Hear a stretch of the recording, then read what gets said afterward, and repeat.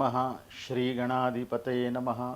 ప్రేక్షకులకందరికీ శివానుగ్రహం కలగాలని ఆ స్వామితో ప్రార్థిస్తూ ఈరోజు మనం అక్షతల గురించి తెలుసుకుంటాం.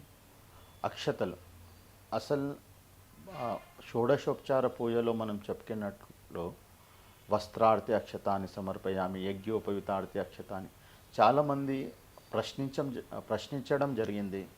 స్వామి, మనం పూజ చేసేటప్పుడు చాలా అంటే ఆ సీక్వెన్స్లో చాలామంది దేవతలకి ఆవాహన అది చేస్తాం. అంటే పృథ్వీ పూజ, దీపక పూజ, కలశ పూజ, వరుణ పూజ, నవగ్రహ పూజ, తదుపరి ప్రధాన దేవత పూజ మనం చేసుకుంటాం. వాళ్ళకి అందరికీ వస్త్రాలు ఇవన్నీ సమకూర్చాలంటే చాలా ఇబ్బంది కూడా కావచ్చు. చేసేటోళ్ళు చేయవచ్చు, కానీ ఎవరైతే చేయలేకపోతారో వాళ్ళు ఏ విధంగా చేసుకోవాలి?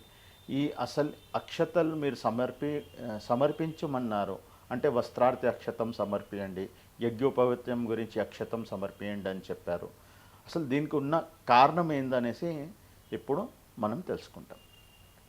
యద్భావం తద్భవతి. మనకి ఏ విధమైన మన భావం ఉంటుందో మనకి ఫలితం పూజలో ఖచ్చితంగా ఆ విధంగానే మనం పొందుతాం. అయితే అక్షతలు అంటే మనకి ఇక్కడ 3 విషయాలు చాలా జాగ్రత్తగా మనం చూసుకోవాలి. అక్షతల్లో ఫస్ట్ నూకలు రాకూడదు, అందులో రెండో పదార్థం పసుపు, మూడో పదార్థం ఆవు నెయ్యి.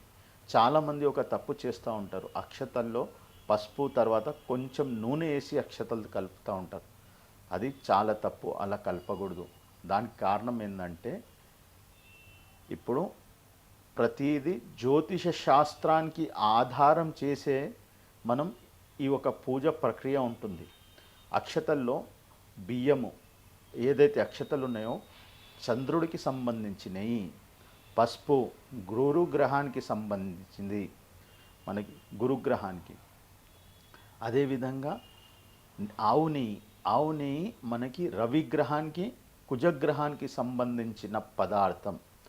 అయితే చంద్రమా మనసోజాత అంటే చంద్రుడు మనకారకుడు. దాని గురించి అక్షతలు ఒక పర్సంటేజ్, బియ్యం ఒక పర్సంటేజ్ ఎక్కువ ఉంటుంది. అందులో కొంచెం పసుపు అంటే ఇది గురుగ్రహం ఆధ్యాత్మిక శ్రద్ధ భక్తికి ప్రతీకగా గురుగ్రహం. అదేవిధంగా రవి ఆత్మకారకుడు, ప్లస్ మనకి కుజుడు నెయ్యి ధైర్యం విశ్వాసం ఇచ్చేది కుజగ్రహం. ఈ 3 కలయిక ద్వారా మనం అక్షత నిర్మాణం చేసి మనసు అంటే చంద్రమా మనసు జాత చెప్పుకున్నాం కదా, చంద్రమ మనసు ద్వారా ఆత్మ ద్వారా శ్రద్ధ భక్తులతో స్వామి ఇది మేము మీకు నివేదిస్తున్నామనే భావంతో మనం ఆ అక్షతలు వస్త్రార్థే అక్షతాన్ని సమర్పయామి, యజ్ఞోపవితార్థే అక్షతాన్ని సమర్పయామి, అలంకారాభూషణార్థే అక్షతాన్ని సమర్పయామి, విశేష అలంకరణార్థే అక్షతాన్ని సమర్పయామి. ఈ విధంగా అక్షతలు మనం స్వామికి ఏ దేవతకైనా సమర్పించుకోవచ్చు.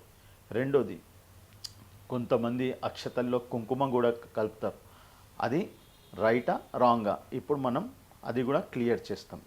ఇప్పుడు మనకి గ్రహాల్లో సాత్విక రాసిక తాంసిక అంటే సతో రజో తమో గుణాలు, ప్రతి మనిషిలో కూడా సతో రజో తమో గుణాలు ఉంటాయి.